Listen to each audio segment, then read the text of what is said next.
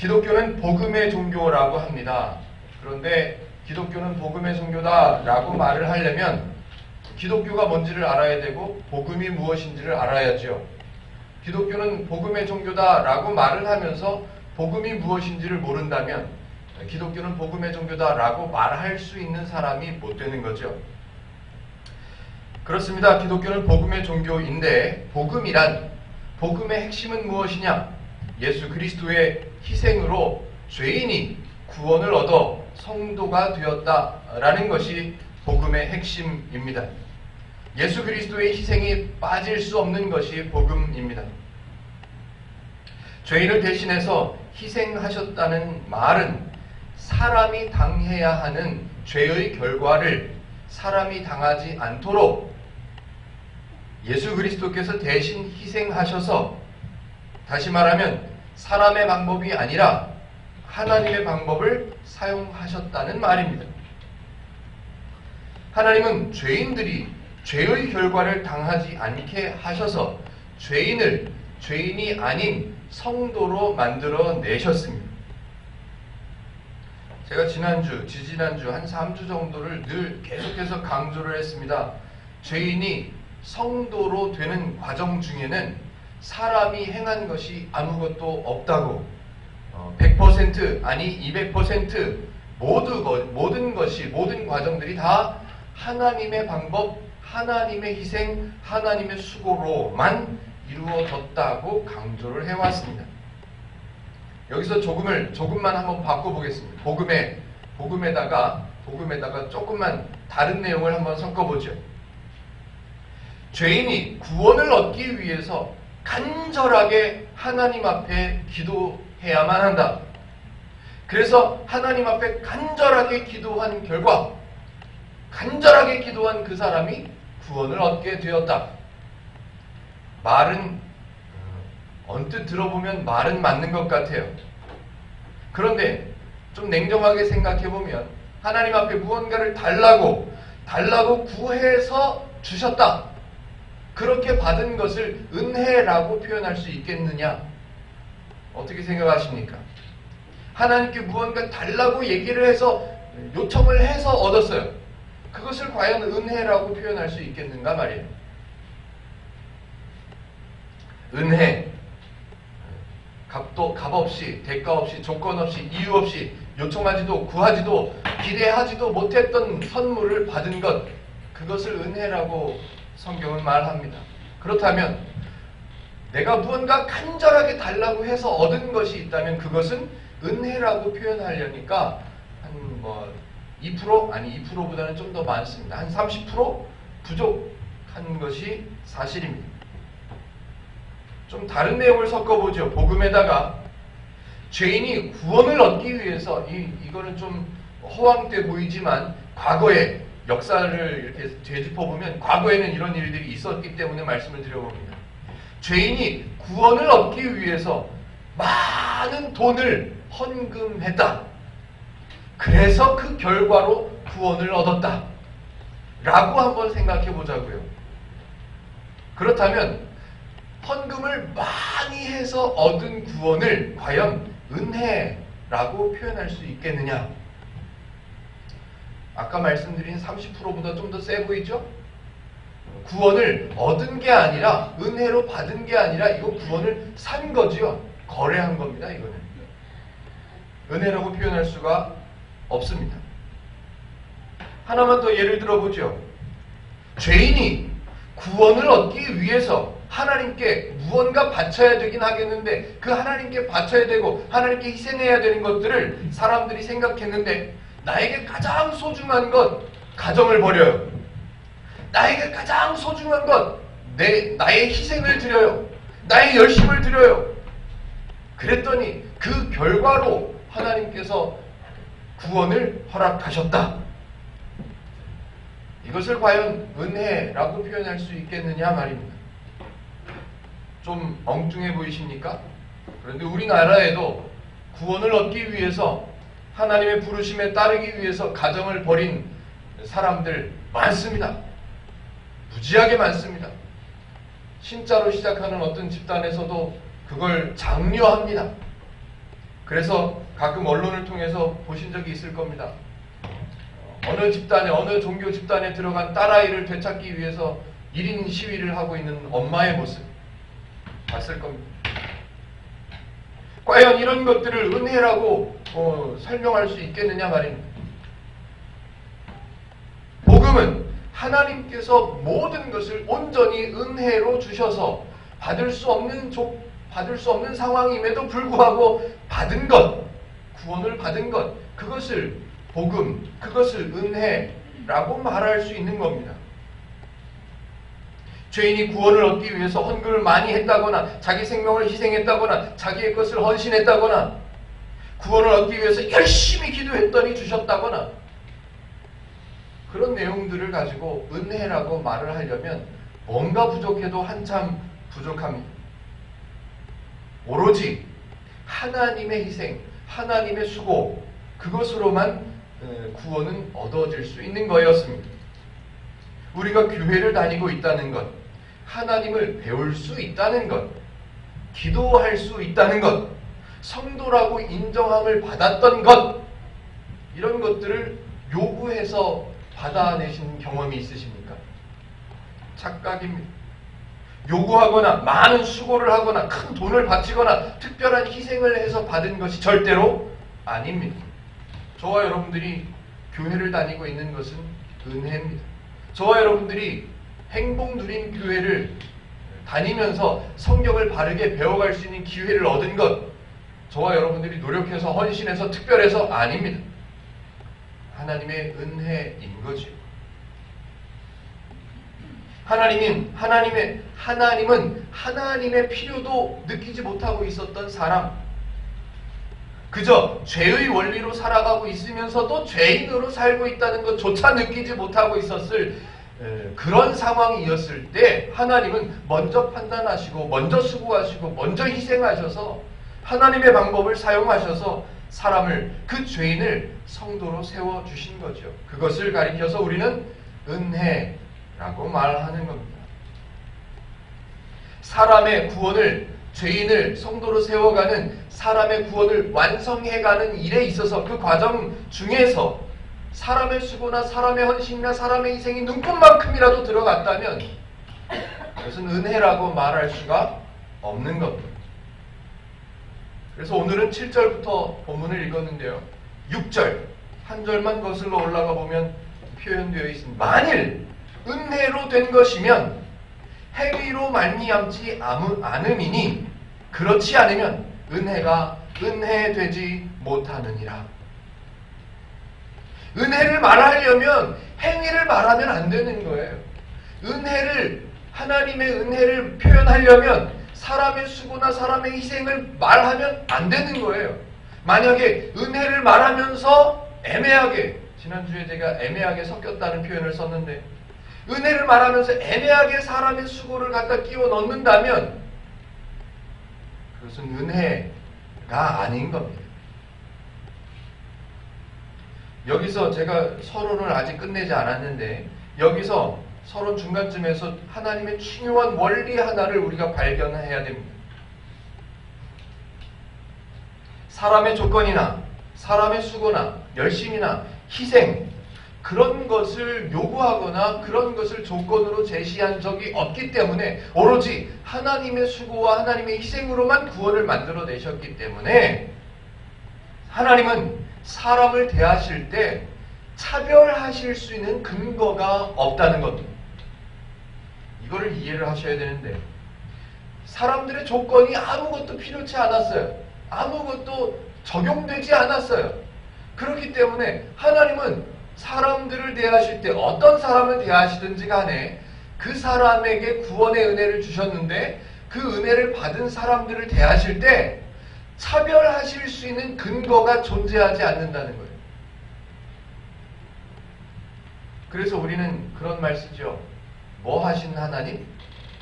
공평하신 하나님. 예, 맞습니다. 공평하신 하나님이라는 말을 우리는 아마 많이 들어봤을 겁니다. 복음성가에도 있죠. 공평하신 하나님은, 그런 복음성가도 있어요. 그런데 오늘 제가 좀 바로잡고 싶은 내용이 있습니다. 공평하신 하나님 맞습니다. 예, 공평하신 하나님이 맞아요. 그런데 성경에서 말하고 있는 공평하신 하나님이라는 의미를 우리는 약간 이렇게 표현하죠. 애매하게 섞어서 배워왔습니다. 공평하신 하나님은 맞기는 맞는데, 표현은 맞는데 성경의 표현이나 우리의 표현이 똑같아요. 글자는 똑같아. 읽는 것도 똑같고 발음도 똑같아. 그런데 그 의미를 우리는 애매하게 섞어가지고 이해를 해왔습니다. 하나님의 구원에는 그 누구의 행위도, 그 누구의 조건도, 그 어떤 사람의 자격도 적용되지 않았기 때문에 우리는 그 구원의 은혜를 누구에게나 똑같이 주신 하나님을 표현할 때 공평하신 하나님, 이렇게 표현해야 맞습니다. 제가 예를 들어서 한 두어 가지만 설명해 보죠. 소개해 보겠습니다. 한번 여러분들이 신앙생활 하시면서 들어봤던 내용인지, 그냥 그럴 수 있겠다 하고 생각하실 수 있는 내용이었는지 한번 생각해 보시면 좋겠습니다. 제가 예를 들어서 설명드릴 때 사람들을 예를 들잖아요. 그런데 그 예를 들어서 설명할 때 그 예에 등장되는 분들이 마음에 혹시라도 상처가 될까봐 주로 저희 가족들을 예를 들어서 설명했었는데, 저희 가족들도 별로 안 좋아해요. 그래서 제가 생각하다 못해서 행누교회, 그래가지고 행집사님, 누집사님, 교집사님, 이런 식으로 한번 예를 들어 설명해 보겠습니다. 자, 행집사님이 계세요. 행집사님은 너무너무 가난해. 너무너무 가난한데, 가난하게 살면서도 신앙생활하는 모습을 보면 늘 기뻐. 늘 평안해. 늘 마음이 풍성해. 그래서 사람들은 그 행집사님을 볼 때마다 말합니다. 역시 하나님은 공평하신 하나님이야. 저렇게 가난하게 물질을 주시지 않았지만 그 마음에 풍성함을 주셨잖아. 역시 하나님은 공평하신 하나님이셔. 라고 말합니다. 자, 행집사님에게는 평안을 주셨어요. 또 누집사님에게는 마음은 좀 다급하고 뭐 성격이 좀 이렇게 걸걸하시더라도 그분에게는 재물을 주셨어요. 역시 하나님은 행집사님에게는 평안을 주시고 누집사님에게는 재물을, 역시 하나님은 골고루 그분에게 필요한 것들을 주시는구나. 교집사님에게 구원의 은혜를 주셨어요. 절대로 구원받을 분이 아니야 저분은. 근데 구원을 주셨어. 야, 역시 하나님은 참 공평하셔. 저 회집사님에게는 가진 것도 없고 뭐 그저 그런데 건강 하나는 끝내줘. 역시 하나님은 공평하셔. 각자 필요한 대로 이분에게는 건강을 주시고 저분에게는 재물을 주시고 저분에게는 평안을 주시고, 역시 하나님은 공평하셔. 라고 들어보셨죠? 저도 많이 들어봤습니다. 자, 제가 좀 냉정하게 따져보죠. 가난한 것은 그분의 환경이 어쩔 수 없는 상황이었기 때문에 가난할 수밖에 없을 거고요. 그분이 좀 냉정한 표현으로 그분이 게을러서 가난할 수밖에 없는 상황일 수도 있고요. 그분이 부모님에게 물려받은 것이 전혀 없어서 빚만 물려받아서 가난하게 살고 있을 수 있습니다. 거기에는 하나님을 적용해서는 안 됩니다.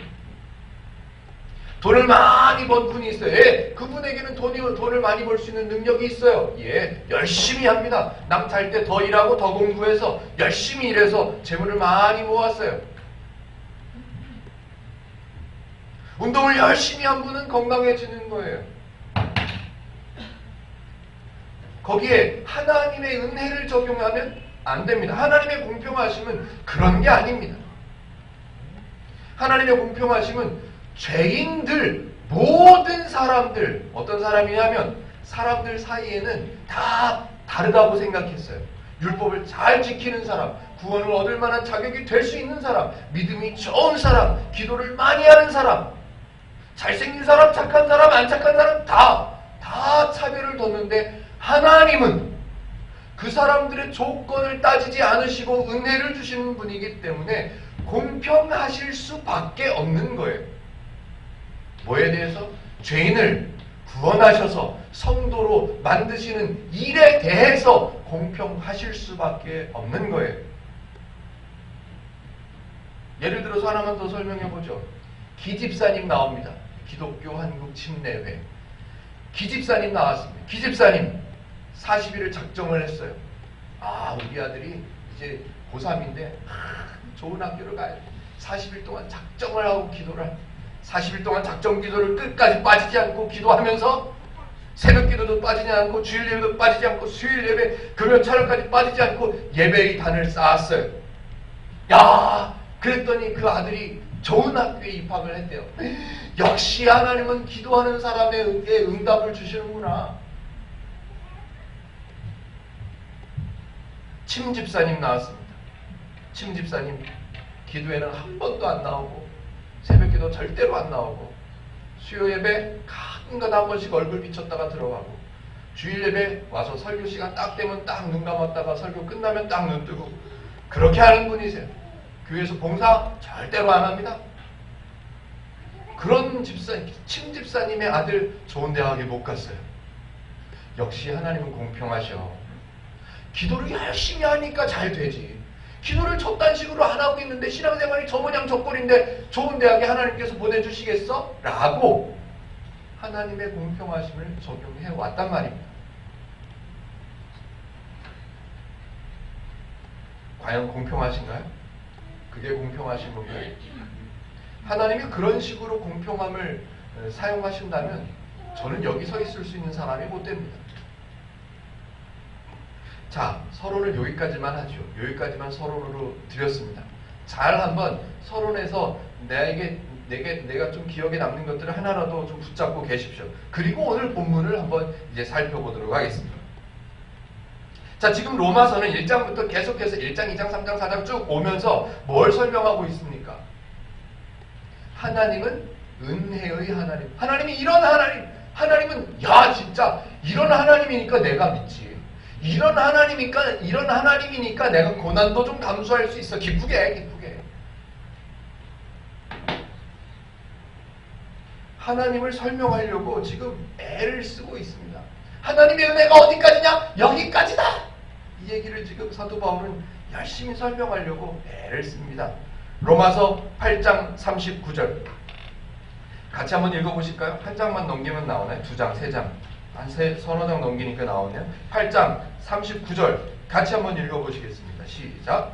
높음이나 깊음이나 다른 어떤 피조물이라도 우리 주 그리스도 예수 안에 있는 하나님의 사랑에서 끊을 수 없으리라.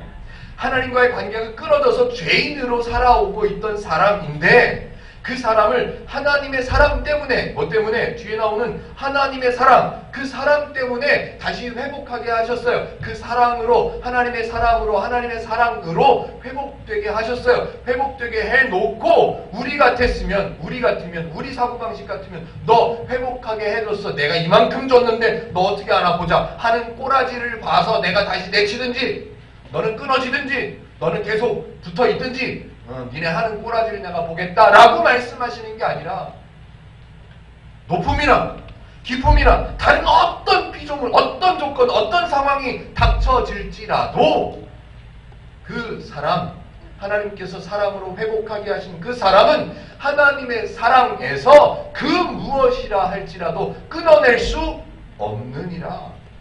하나님을 이렇게 설명합니다.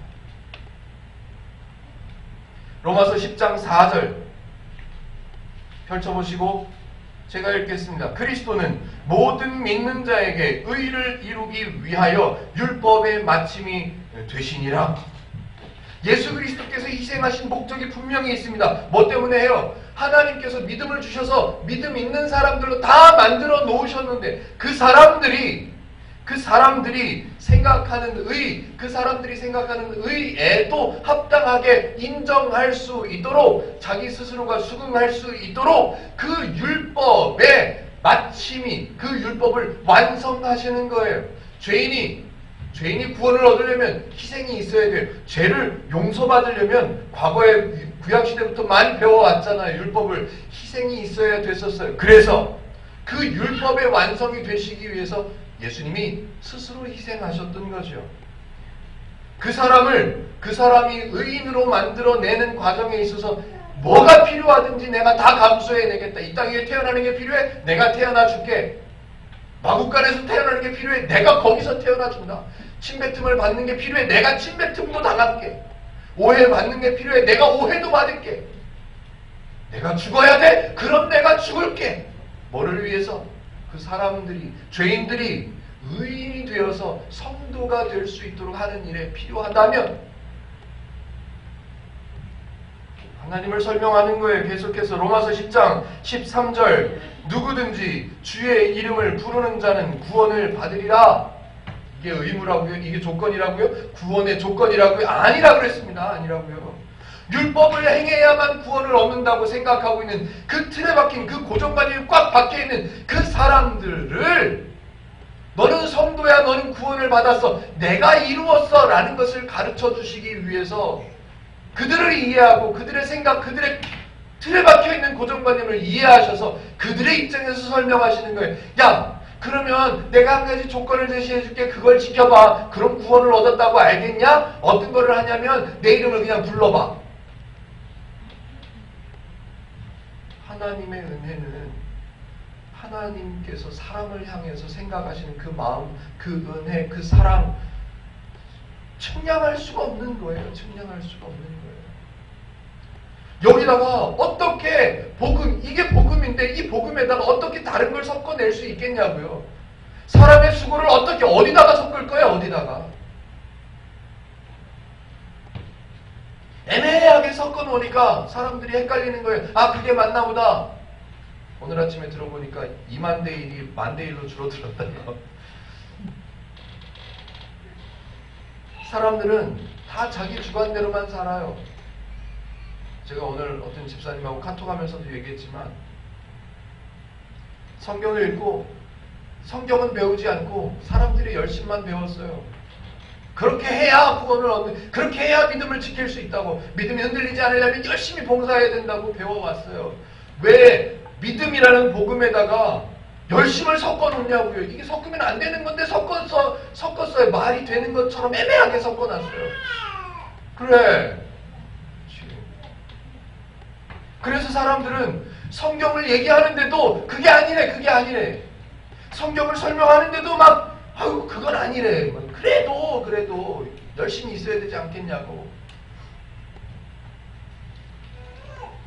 그 사람들도 잘 생각해 보세요. 로마서 10장 21절 이스라엘에 대하여 이르되 순종하지 아니하고 거슬러 말하는 백성에게 내가 종일 내 손을 벌렸노라. 죄인을 성도로 만들어 놓으셨어요. 생명이라도 필요하냐? 내가 생명도 줄게. 그래서 율법이 마침이 되셔서 죄인을 성도로 만들어 놓으셨어요. 만들어 놓으셨음에도 불구하고 성도가 성도인 걸 몰라.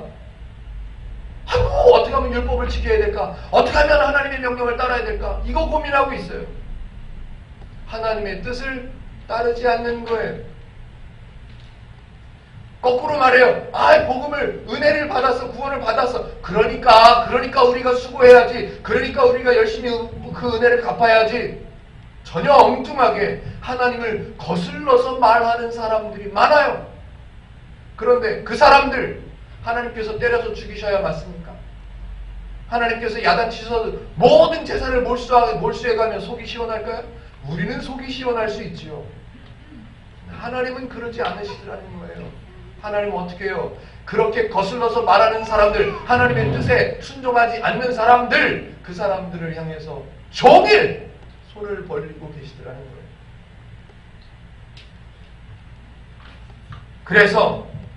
그래서 오늘 지난주 본문에 하나님의 뜻을 순종하지 않고 하나님을 거슬러서 말하는 성경의 대표적인 인물 한 사람을 지난주에 소개했죠. 엘리야. 우리는 엘리야를 어떻게 배웠어요? 위대한 선지자, 위대한 일을 하긴 했습니다. 그 위대한 일 누가 하셨게요? 하나님이 하셨죠. 그런데 그 위대한 일 같아 보이는 일, 그 일을 다 이루고 나서 막 도망와가지고 이스라엘을 고발합니다. 이스라엘 사람들을 대신해서 자기가 하나님의 일을 했으면서도 자기가 위태로워지니까 이스라엘을 고발한다고 성경에서는 써 있습니다. 뭐라 그래요? 11장 3절. 주여, 그들이 주의 선지자를 죽였어요. 주여, 그들이 주의 제단들을 헐었어요. 그래서 주님, 하나님, 저만 남았습니다. 어떤 사람이 저만 남았다는 거예요? 하나님을 따르고 하나님의 뜻을 알고 하나님께 제사하고 하나님만 굳게 붙잡고 있는 사람이 나만 남았어요. 그런데 그들이 하나님의 제단을 헐고 하나님의 선지자들을 죽였던 그들이 이제 나도 죽이려고 그러네요. 무슨 말이에요? 하나님, 제가 특별하잖아요. 저를 좀 어떻게 좀 저들을 막아주시고 특별한 저는 좀 보호해 주셔야 되지 않겠습니까? 하나님. 자신이 했다고 생각하는 거예요. 엘리야 스스로 자기가 했다고 생각하는 거예요. 예, 맞습니다. 행한 건 맞아요. 왕 앞에 가서, 왕비 앞에 가가지고 우상들을 헐어야 된다고, 우상들을 버려야 된다고 말했던 거 맞습니다. 또 실제로 뭐 산당들을, 신전들을 막 무너뜨리고, 그래, 예, 맞습니다. 그런 일들을 했어요. 예, 좋아요. 그리고 850명 데려다가 경쟁해가지고 이겼어요. 예, 맞아요. 그런데 그걸 자기가 했다고 생각하는 거죠. 자기가. 그런데 우리 같으면, 죄송합니다. 이렇게 예를 들면 안 되지만 이해를 돕게, 제가 하나님이라면, 또 요거만 잘라가지고 또 2단 나왔다 그랬다니까. 제가 하나님이라면 그런 엘리야, 내가 다 했는데 지가 했대. 내가 다 할 수 있도록 다 만들어주고 기적도 베풀 수 있게 베풀어주고 비도 내려주고 다 했는데 지가 했대. 저 같으면 이것을 그냥 그랬을 것 같아요. 저 같으면. 그런데 하나님은 아주 지혜롭게 대해 주십니다. 얘가 하나님을 오해하고 있으니까, 하나님이 하신 건데 지가 했다고 오해하고 있으니까 그 오해도 풀어줘야 되겠고, 또 얘를 내가 이때까지 데리고 일을 시켜 먹었는데 얘한테 또 상처를 주면 안 될 것 같고, 이게 지금 엘리야의 상황이 자기 혼자 있다고 생각하고 불안해하고, 이세벨이 자기를 죽인다고 그러니까 도망 나와가지고 그늘에 숨어가지고 혼자 그러는 거, 하나님 쟤들이 나 죽이려고 그래요. 나 좀 어떻게, 그러고 있으니 하나님이, 제가 좀 용기도 얻어야 되겠고 하나님도 좀 알려줘야 되겠고, 뭐라고 그러세요? 야, 아니야, 너 혼자가 아니라 바알에게 무릎 꿇지 않은 사람들 7,000명 있어. 7,000명. 걱정하지 마. 왜 지금까지 다 내가 했고, 이 7,000명 남겨둔 것도 누가 했다? 내가 했어. 걱정하지 마. 이렇게 대답하는 하나님, 엄청난 거예요. 그 사람의 상황과 환경과 그 마음을 충분히 배려하시면서도 하나님을 바르게 가르쳐 주시는 하나님, 기가 막힌 거예요. 11장 4절, 그에게 하신 대답이 무엇이냐? 바울도 감탄한 것 같아요. 내가 나를 위하여 바알에게 무릎 꿇지 아니한 사람 7,000명을 남겨두었다 하였으니. 엘리야는 위대한 선지자가 아니라 그저 하나님을 잘 몰랐던, 그래서 교만할 수밖에 없었던 애처로운, 그리고 하나님께 훌륭한 좋은 가르침을 받았던 성도입니다. 자, 긴장하십시오. 오늘은 다윗이 나왔습니다. 다윗. 성경에 다윗만 등장하면 우리는 자동적으로 오토매티컬하게 고정관념이 팍 튀어 올라옵니다. 다윗, 무슨 왕? 위대한 왕. 다윗, 무슨 왕? 선한 왕. 다윗, 하나님을 잘 섬겼던 왕. 다윗, 어렸을 때부터 하나님을 찬양했던 사람. 다윗, 골리앗을 하나님의 이름으로 무너뜨렸던 사람. 이런 고정관념들이 팍팍 튀어 올라옵니다. 그래서 다윗이 뭔가 말했다고 하면, 야, 역시. 다윗이 무언가 행했다고 하면, 야, 역시. 그런데 오늘 하나님을 설명하는데 하나님의 뜻을 순종하지 못하고 하나님을 거슬러서 말하는 사람의 대표적인 인물 엘리야를 소개하고 두 번째 인물을 소개하는데 누가 나왔다? 다윗이 나왔다. 우리의 고정관념 좀 내려놓으셔야만 합니다. 성경은 우상을 대적하고 하나님께 하나님께 무언가를 간구할 수 있는 엘리야를 강조하는 게 아니라 우상을 대적할 수 있도록 만들어내셨고, 담대하게 850명 앞에서 혼자서 비 내려달라고 혼자서 기도할 수 있도록 엘리야를 그렇게 만들어 놓으셨고, 죽은 과부의 아들도 살려낼 수 있는 그런 사람으로 하나님께서 만들어 놓으셨고, 그래서 그런 엘리야를 이끌어내신 하나님이 강조되어야 되는데, 우리는 엘리야, 이야! 훌륭한 선지자 엘리야, 이렇게 봤습니다. 두 번째, 다윗이요? 어렸을 때부터 아버지는 인정도 안 했어요. 7명의 아들이 다 실패했다면, 다 자격이 안 된다면, 아유, 그 막내요? 걔는 보나 마나예요. 불러오지도 않았어요. 아버지도 인정하지 않았고, 형들 7명도 아무도 다윗이 남아있어요. 라고 말한 사람이 없습니다. 가족들 누구도 왕의 후보로 다윗을 인정하지 않았던 보잘것없는 다윗입니다. 다윗의 생애를 살펴보면 말도 못합니다. 더럽기가 한도 끝도 없고요. 그런데 그런 다윗조차도 하나님이 함께 하시니까 왕이 돼요. 그런 다윗조차도 하나님이 함께 하시니까 전쟁마다 다 이겨요. 누구를 강조하는 거다? 하나님을 강조하는 거라고요. 위대한 다윗 아니요, 위대한 왕이요 아니요, 그걸 강조하기 위해서 성경이 기록한 게 아닙니다. 성경은 절대로 특별한 한 사람을 강조한 적이 없습니다. 그렇게 말씀하시지 않습니다. 그런 의도가 없기 때문에 절대로 사람들 위에 특별한 어떤 사람이 존재한다고 성경에서 말한 적이 없습니다. 저와 여러분에게 고정관념이 있다면 잠시 내려놓으시고 오늘 본문의 설명을 한번 들어보시면 좋겠습니다. 자, 9절과 10절을 같이 한번 읽어보겠습니다. 다윗이 하는 말입니다. 다윗이 이 말을 언제 하냐면 너무너무 힘들 때, 너무너무 외롭고 마음이 막 우울증이 심각할 때였나 봐요. 너무너무 힘들 때 다윗이 찬송 시를 썼어요. 시편 69편인가? 시를 썼어요. 그런데 이런 내용이 들어있더라는 겁니다. 다윗이 이르되 하는 내용이. 9절과 10절 같이 한번 읽어보실게요. 시작. 또 다윗이 이르되 올무와 덫이 거치는 것과 보응이 되게 하옵시고 그들의 눈은 흘려 보지 못하고 그들의 등은 항상 굽게 하옵소서 하였느니라.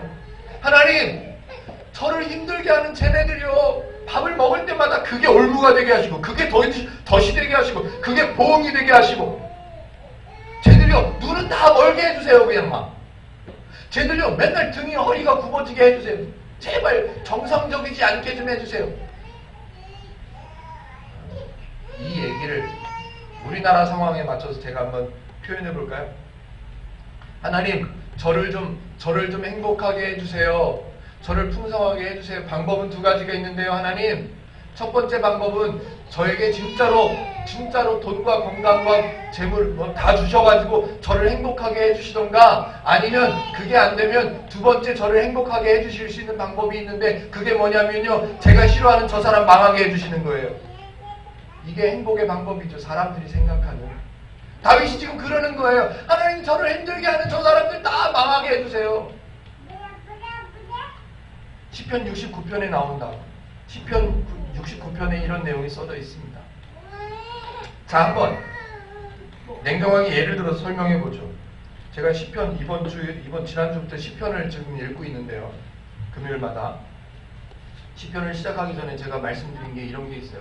시편은 사람들이 하나님의 은혜를 생각하면서 쓴 글이에요. 찬송 가사예요. 거기에는 사람들의 푸념도 들어있을 수 있고, 사람들의 좌절도 들어있을 수 있고, 사람들의 자기 욕심도 들어있을 수 있고, 다 들어있을 수 있어요. 근데 그 구절마다 이게 하나님의 뜻이야, 이게 하나님이구나. 아니요, 오해하지 마세요. 그 시편은 하나님을 찬송하면서 하나님께 넋두리도 하고요, 편안하게 하나님께 푸념도 하고요, 하나님 저 힘들어요, 고백도 하고요, 그런 내용들이 시편이라고요. 자, 시편 69편에서 따온 이 다윗의 대사를 보고, 다윗의 말을 보고 생각을 잘 해보십시오.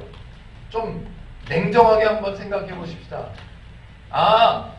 믿음의 다윗, 선한 왕, 하나님께서 택하신 그 위대한 왕 다윗이 이렇게 기도했다면 하나님은 응답하실 거야.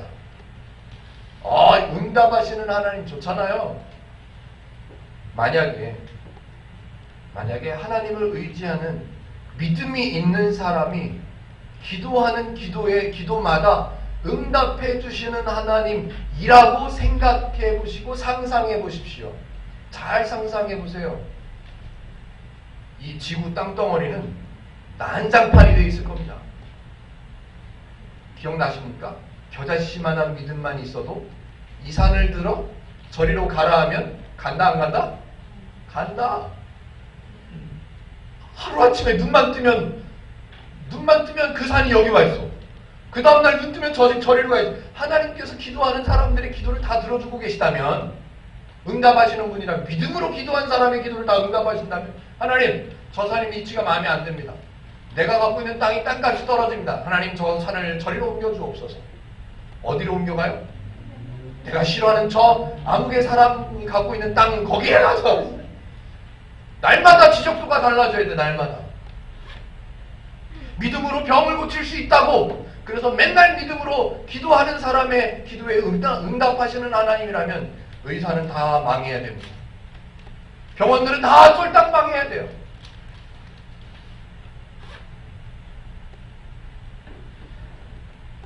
고정관념이에요. 믿음으로 기도하면 응답받을 수 있다. 이거는 우리 생각이에요. 우리 고정관념이에요. 거기다 다윗이 기도를 했는데 다윗이. 전쟁이요? 전쟁이 시작하기 전에 전쟁이 딱 발발한다. 전쟁이 시작된다. 그러면 그 어느 쪽에서든 먼저 기도하는 팀이 이기는 거야. 싸울 필요가 없는 거예요. 기도에 응답하신다면. 말씀드린 것처럼 시편 69편에 다윗이 말한 그 글은 응답을 바라면서 응답이 필요한 그런 기도가 아니라 하나님 앞에서 힘들다고 투정하는 거예요. 하나님이 넓으신 분이세요. 투정할 만합니다. 예, 받아주죠. 예, 그럼요. 네가 믿음이 약해가지고 그런 소리를 하지. 너 가서 40일 철야기도 하고. 이런 하나님이 아니세요. 그랬어? 그렇구나. 들어주시지요. 자, 엘리야 혼자서 나만 나이다. 하나님 독야청청합니다. 제가 외치죠. 부르짖죠. 하나님을 모르는 거예요. 하나님을 모르고 나는 독야청청입니다 라고 외치는 엘리야에게 하나님이 어떻게 하셨다고요? 용기를 가질 수 있도록, 힘을 낼 수 있도록, 오해를 풀 수 있도록, 야, 바알에게 절하지 않은 사람 내 7,000명 준비해놨다. 그렇다면 이번에 저들을 망하게 해주세요 라고 말하고 있는 다윗, 하나님은 어떤 하나님을 바울이 소개를 하려고 다윗이 이런 기도를 했다고 갖고 왔을까요? 차근차근 한번 설명해 보죠. 오늘 본문에서는 구약 성경을 2번 가져왔습니다. 두 군데를 인용해 왔는데요. 8절은 신명기 29장 4절 그 내용을 가져왔고, 조금 전에 읽었던 9절은 시편 69편의 내용을 가져왔습니다. 8절 오늘 11장 8절 내용을 한번 보죠. 기록된 바 하나님이 오늘날까지 저희에게 혼미한 심령과 보지 못할 눈과 듣지 못할 귀를 주셨다 함과 같으니라. 어라? 성경에 뭐라고 써있냐면 하나님이, 누가요? 하나님이 저들에게 혼미한 심령을 주셨대요. 하나님이 저들에게 보지 못하는 눈을 주셨대요. 하나님이 저들에게 듣지 못하는 귀를 주셨대요. 이거 다윗이 기도한 내용의 응답이에요. 와, 이렇게도 응답하시는구나 라고 생각하면 안 된다는 말입니다. 본문 제가 강조를 했는데 놓치셨을 것 같아서 다시 한번 말씀드립니다. 로마서 1장부터 지금까지는 누구를 설명하는 거라고요? 하나님을 설명하는 거라고요. 오늘 11장 8절을 읽고 가만히 있어봐. 하나님께서 저희에게 혼미한 심령과 보지 못할 눈과 듣지 못할 귀를 주셨대. 그러면 그 저희는 누굴까? 뭘 잘못해서 하나님께 매를 맞았을까? 뭘 잘못해가지고 하나님께서 듣지 못하는 귀를 주셨을까? 우리의 생각은 거기가 있죠. 거기에. 저와 여러분들은 성경을 통해서 그나마 알고 있죠. 하나님은 그런 분이 아니시라고요. 하나님이 같이 동행하려고, 하나님은 쟤네들을 죄의 결과를 당하지 않게 하려고 생명까지 던져서 쟤네를 건져냈어요. 그렇게 건져내신 하나님이 걔네들이 뭐 조금 잘못한다고 해서 눈을 멀게 해버려, 귀를 멀게 해버려. 그게 말이 됩니까? 그런데 성경에는 그렇게 써있어요. 하나님이 그렇게 해주셨대요. 혼미한 심령을 주시고, 보지 못하는 눈을 주시고, 듣지 못하는 귀를 주셨대요. 이게 뭔 말이래요? 잘 들어보십시오. 죄인이었었잖아요.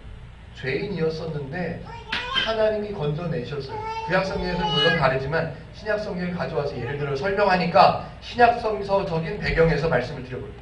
죄인이었었어요. 죄인이었었는데 성도로 하나님께서 만들어 놓으셨어요.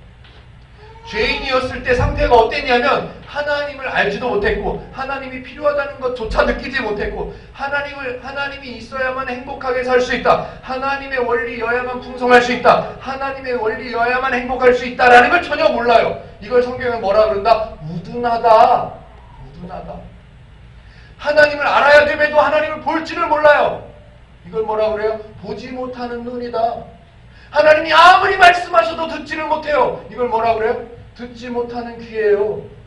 이게 뭘 설명하는 거예요? 죄인이었을 때 원래 그랬어요, 그 사람들. 죄인들의 상태가 원래 그렇다고요, 원래.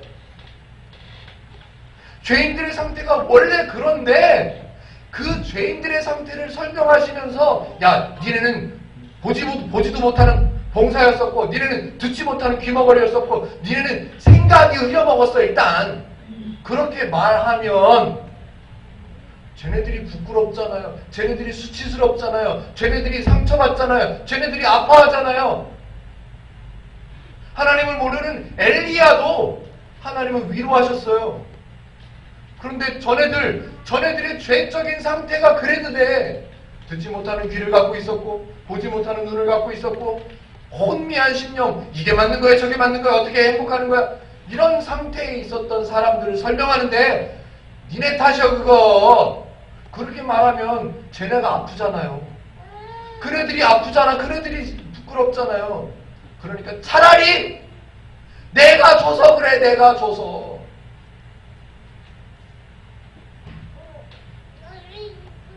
자기 아들이 뭔가 실수해서 다른 사람들에게 피해를 끼치면 누가 가서 죄송하다고 그래?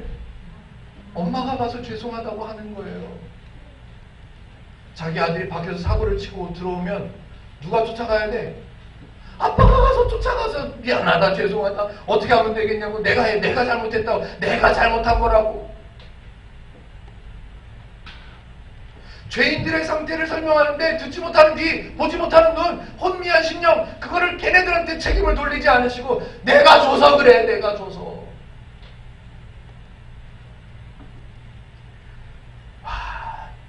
우리가 믿는 하나님이 이런 하나님이세요. 다윗, 쟤네들 망하게 해달라고 기도를 하고 있습니다.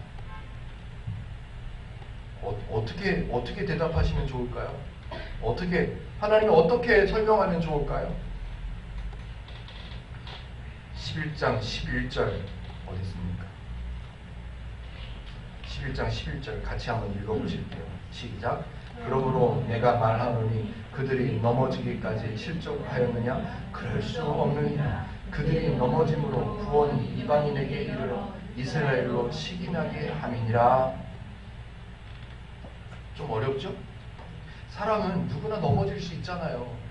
근데 다윗은 쟤네들이 잘못하는 것 때문에 내가 힘들다는 거예요. 그러니까 쟤네들 좀 어떻게 좀 해달라고 그러죠. 근데 하나님은 말씀하시는 거예요. 쟤네들이 잘못할 수 있어. 쟤네들이 넘어질 수도 있어. 그런데 쟤네들 완전히 내가 실망할 정도로 끊어버릴 수 없잖아. 그럴 수 없잖아. 쟤네들이 넘어지는 것 때문에, 쟤네들이 잘못하는 것 때문에 이방인들이 쟤네들이 잘못했는데도 하나님이 내버려 두셔. 쟤네들이 실수했는데도 하나님이 용서하셔. 그런 모습들을 보면 이방인들에게도 구원이 있다는 것을 알 수 있잖아. 이방인들도. 하나님이 이렇게 설명하시는 거죠. 하나님의 원리를 모르는 사람들은 죄적인 원리를 갖고 있죠. 당연히. 그 사람들은 내가 뭘 잘못했어도 다른 사람들에게 책임을 떠넘기는 걸 참 좋아합니다. 엘리야, 자기 목숨이 위태로워지니까 이스라엘 사람들을 고발해요. 쟤네가 나 죽이려고 그런다고. 그런 적이 없어요. 이세벨만 그러는 거지. 그런 적이 없어요.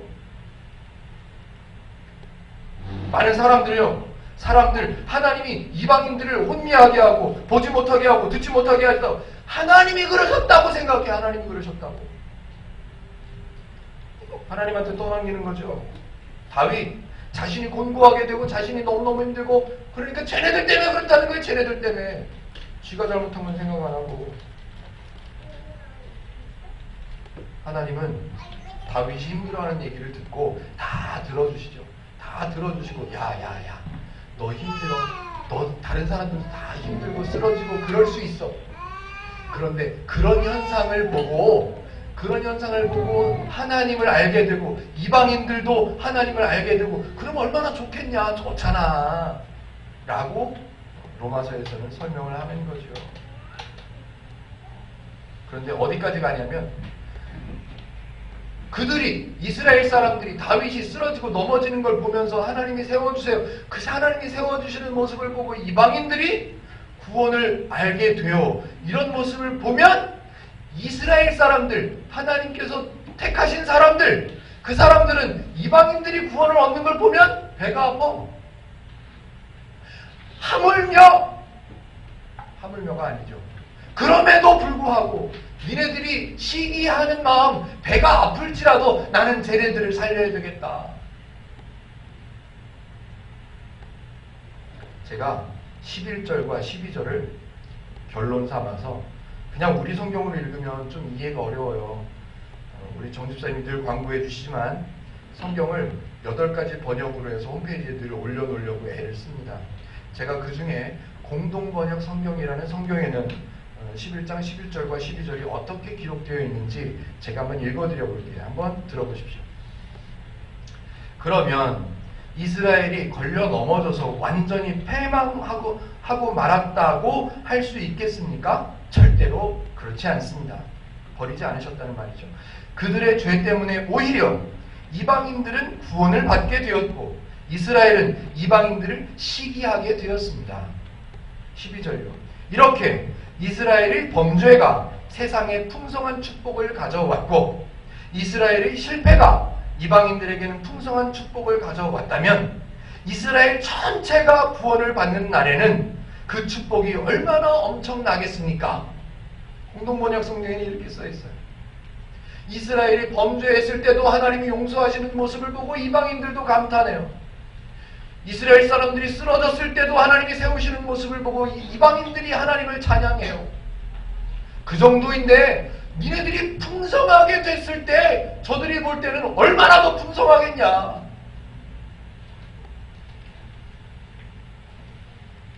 기가 막힌 설명인 겁니다. 하나님을 잊어버리고 하나님의 원리를 모르는 사람들의 상처와 아픔과 실수 있을 수 있지요. 교회 다니는 사람들은 다치지 않습니까? 교회 다니는 사람들은 안 아파요? 아니요, 아프죠. 그럼에도 불구하고 그런 과정들 속에서 하나님의 원리로 기쁘게 행복하게 살아가는 모습을 보면서 하나님을 모르던 사람들이 저게 하나님을 믿는 사람인가 보구나 라고 보게 되고 하나님에 대해서 궁금하게 되고 알려고 알 수 있는 기회가 될 수 있다면 그게 기쁨이고 그게 풍성함이 되는 거죠. 행복누림 교회에서 하나님을 배우고 있습니다. 성경을 통해서 하나님을 배우고 있습니다. 예, 우리가 배워가는 하나님은 정말 감격스럽죠.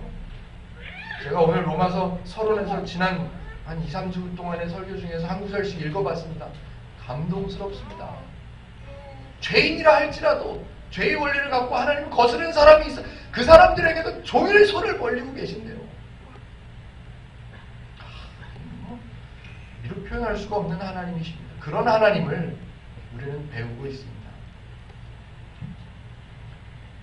저와 여러분들은 그런 하나님께서 성도로 불러주신 사람들입니다. 아직 잘 모르시겠어요? 괜찮습니다. 아직 내 믿음이 별로 작은 것 같아요. 아니요, 작은 게 아니라니까요. 그게 하나님이 주신 믿음이기 때문에 작거나 크거나 흔들리거나 이런 게 없다고요. 없어지거나 아유 그렇지 않다니까요. 주일을 한 달 동안 빠져보세요. 하나님이 그 믿음을 없애가지고 또 빠져보실라나? 한 달 동안 안 나오실라나? 절대로 그렇지 않습니다. 하나님의 원리, 오늘 성경을 통해서 보신 그 하나님, 하나님 이런 분이시구나. 그 하나님의 원리, 사람을 풍성하게 하시고 사람을 살리는, 사람을 위로하시고 사람을 격려하시고 사람을 이해하시는 그 하나님의 원리를 배우셔서 그 하나님의 원리대로 살아가면서 풍성함과 행복을 누리는 저와 여러분들 되시기를 주님의 이름으로 축복해 드립니다. 기도하겠습니다.